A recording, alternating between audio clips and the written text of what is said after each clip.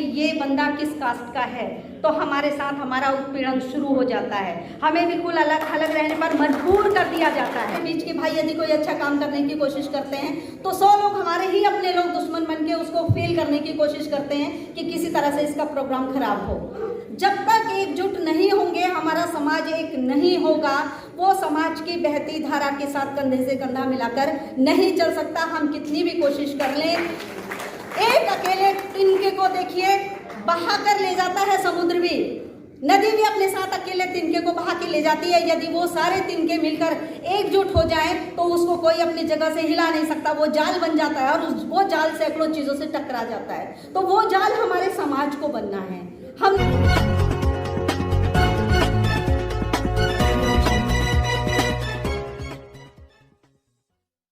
हम लोगों को एक होना है, अपनी ताकत को पहचानना है। हमारी ताकत सोई भी है, बहुत ताकत हमारे अंदर है, लेकिन हम अपनी उस ताकत को पहचान नहीं रहे।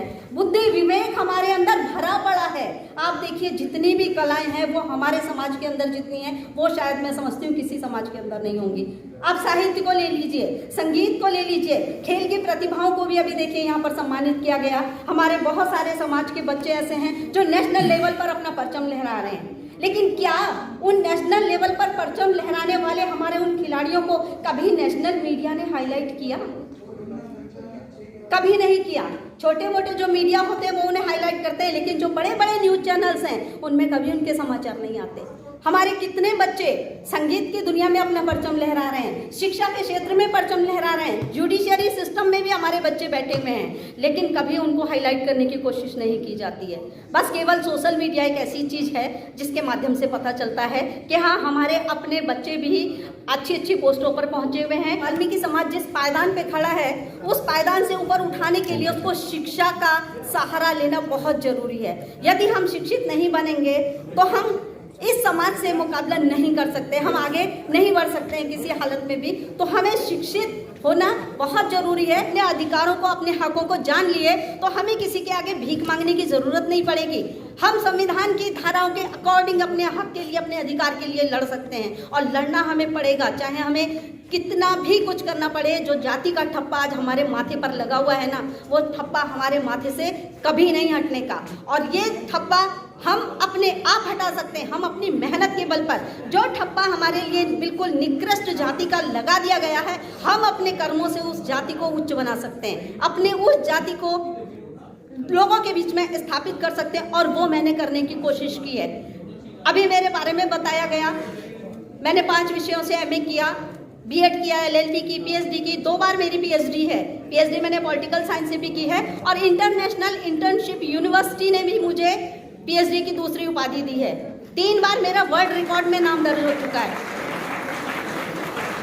हमारे माननीय मोदी जी के साथ में, 20 देशों के राष्ट्राध्यक्षों के साथ में, ट्रंप आदि के साथ में मेरा नाम the most inspiring person of the earth में 101 लोगों में मेरा भी और भाई मलकीत जी का भी, दोनों का नाम इसमें वर्ल्ड रिकॉर्ड में दर्ज हुआ है। इसके अलावा मोस्ट इंस्पायरिंग एजुकेटर, क्योंकि मैं एजुकेशन देने का भी बच्चों को काम करती हूँ, शिक्षा सेमिनारों में जाती हूँ, तो मोस्ट इंस्पायरिंग एजुकेटर में भी मेरा नाम वर्ल्ड रिकॉर्ड में दर्ज हुआ है। और 1001 महिलाओं में भी मेरा, मोस्ट इंस्पायरिंग वीमेन में भी अभी 2022 में मेरा वर्ल्ड रिकॉर्ड में नाम दर्ज हुआ है इंटरनेशनल लेवल पर। तो ये सारी उपलब्धियाँ मुझे क्यों मिली हैं वो भी मैं बताना चाहूँगी। वो मिली है मुझे मात्र मेरे संघर्ष के दम पर, मेरे आत्मविश्वास और दृढ़ संकल्प के बदौलत। मुझे भी बहुत प्रताड़ित किया गया। जैसे मैं कह रही हूँ ना कि आज जितने भी अधिकारी रैंक के हों, चाहे किसी भी रैंक के हों, आप अगर जब जनरल के बीच में बैठते हैं तो आप अपने आप को अलग थलग महसूस करते हैं। आपको हर दम ये कोशिश की जाती है कि अरे ये इस कास्ट का है, इसको जितना टॉर्चर किया जा सके उतना टॉर्चर करिए। मैं भी टॉर्चर हुई, बहुत सारा मुझे टॉर्चर किया गया, लेकिन मैंने मन में ठान लिया कि आप जितना मुझे नीचे गिराने की कोशिश करोगे, जितना मुझे टॉर्चर करने की कोशिश करोगे, उतना मेरे अंदर बल पैदा होगा, उतनी मेरे अंदर ताकत और हिम्मत पैदा होगी। तुम मुझे गिराओगे, मैं आसमान में उठ के दिखाऊंगी। ये सिद्धांत हर किसी का होना चाहिए। हमें अपने अंदर दृढ़ संकल्प अगर ले लेना है कि हमें कुछ करना है, कर गुजरना है, तो मैं समझती हूँ किसी में इतनी ताकत नहीं है कि वो बहती हुई नदी के बहाव को रोक सके। आप अपने आप को वो बहती हुई नदी बना लीजिए, वो बहाव बना लीजिए कि लाखों बांध लगा दें, आप उन बांधों को तोड़ दीजिए, बहा दीजिए उन बांधों को, और आप अपने वेग को कम मत होने दीजिए। तभी आपकी सफलता कदम चूम सकती है। दृढ़ संकल्प आप होंगे तभी आप सफल हो सकेंगे, वरना ये समाज हमें कभी नहीं उठने देगा। हम बात करते हैं जब समानता की, SC ST OBC माइनॉरिटी की भी हम बातें करते हैं, मैंने उनके साथ भी काम करके देख लिया, बहुत समाजों के साथ काम किया। मैं सवर्ण समाज के साथ भी काम करती हूँ, मैं SC ST OBC समाज के साथ भी काम करती हूँ, लेकिन मैंने वहाँ देखा कि जातिवाद हर वर्ग में है। चाहे हमारा SC समाज भी हो, उसके अंदर भी जातिवाद भरा हुआ है।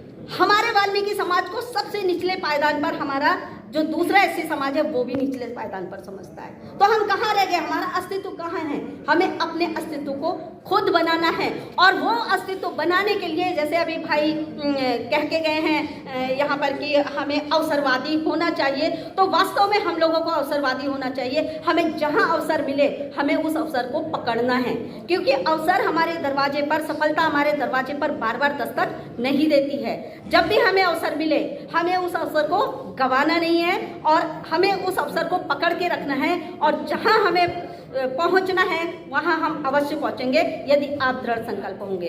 तो यही कह के मैं अपनी वाणी को विराम देती हूं, और मैं आप सभी से ये उम्मीद करूंगी कि आज हॉल में जो देश के कोने कोने से लोग हमारे यहाँ आए हुए, हर राज्य से आए हुए हैं। मैं आपको एक बात बता देना चाहती हूँ कि मैंने एक बुक लिखी है, मेरी बुक का नाम है सही कदम सफलता की ओर। वैसे तो मैंने पोएट्री, कविताएँ और इसके अलावा बहुत सारी चीज़ें, कहानी, आर्टिकल वगैरह भी लिखे हैं, किताबें मेरी कई छपी हैं, लेकिन जब मैं शिक्षण सेमिनारों में जाती थी और जब मैं बच्चों को बताती थी कि बेटा किस तरह से आपने करियर बनाना है, क्योंकि हमारे समाज में, हमारे जो अपने समाज के लोग भी पढ़ लिख जाते हैं ना, तो वो हमारे बिल्कुल जो गांव देहात के लोग होते हैं या कस्बों के लोग होते हैं, या बिल्कुल जो झोपड़पट्टी में, स्लम एरियाज में रहने वाले लोग होते हैं, वो मुड़कर नहीं देखते, क्योंकि वो पोस्ट कॉलोनियों में चले जाते हैं और समाज से कट के रहने लग जाते हैं, अपनी जाति को छिपा लेते हैं, अपने नाम को छिपा लेते हैं, और उन्हें समाज कब याद आता है? जब उन्हें मंच चाहिए होता है, जब उन्हें सम्मान चाहिए होता है, जब वो रिटायर हो जाते हैं, उन्हें अपने बच्चों की शादियाँ करनी होती है, सही बात, तब उन्हें वो समाज याद आता है।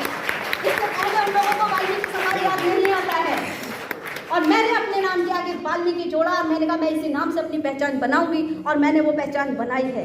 तो मैं ये निवेदन करूंगी आप लोगों से कि आज मैंने बहुत परिवर्तन देखा है। आज अपने नाम के साथ भी लोग, समाज पे के लोग निकल कर आ रहे हैं, मंच पर आ रहे हैं। जब भाई बेनीवाल ये सेमिनार्स वगैरह करते हैं तो बहुत सारे प्रोफेसर उस सेमिनार्स में बच्चों की काउंसलिंग के लिए आते हैं, और वो फक्र से कहते हैं कि हम वाल्मीकि हैं। तब वो बच्चे उनसे इंस्पायर होते हैं, प्रेरणा लेते हैं। हम उन बच्चों से पूछते हैं, बेटा क्या आप चाहते हो कि आप भी एक दिन इस मंच पे बैठो? तब उनको पता चलता है कि हमारे समाज की महान विभूतियां हैं, हमारे समाज के लोग भी इतने बड़े बड़े मंचों पर पहुंच सकते हैं, इतनी बड़ी बड़ी पोस्टों पर पहुंच सकते हैं, वरना समाज के बच्चे नहीं जानते। और इन मंचों पर बैठे हुए लोगों से प्रेरणा लेने के लिए आप लोगों को जहां भी सेमिनार्स होते, कुछ भी होता, तो बच्चों को साथ लेके जरूर आना चाहिए, क्योंकि हमारा बच्चा किताबी ज्ञान से नहीं सीखेगा जितना वो व्यावहारिक ज्ञान से सीखेगा, बाहर निकल कर सीखेगा। वो बाहर की दुनिया देखेगा कि हाँ समाज आज कहाँ से कहाँ पहुँच रहा है, तब वो बच्चा सीखेगा। तो वही सारी चीज़ें मैंने अपनी इस बुक में सही कदम सफलता की ओर, भाई मलकी सिंह जी जरा आप देंगे निकाल के, मैंने हमेशा गरीबी में से ही निकल कर आता है, उभर कर आता है। तो जब बच्चे हमारे पढ़ लिख कर आगे बढ़ते हैं तो उन्हें सही मार्गदर्शन नहीं मिलता है, वो 2-3 साल का है ऊंचे पायदान पर पहुँच सकता है,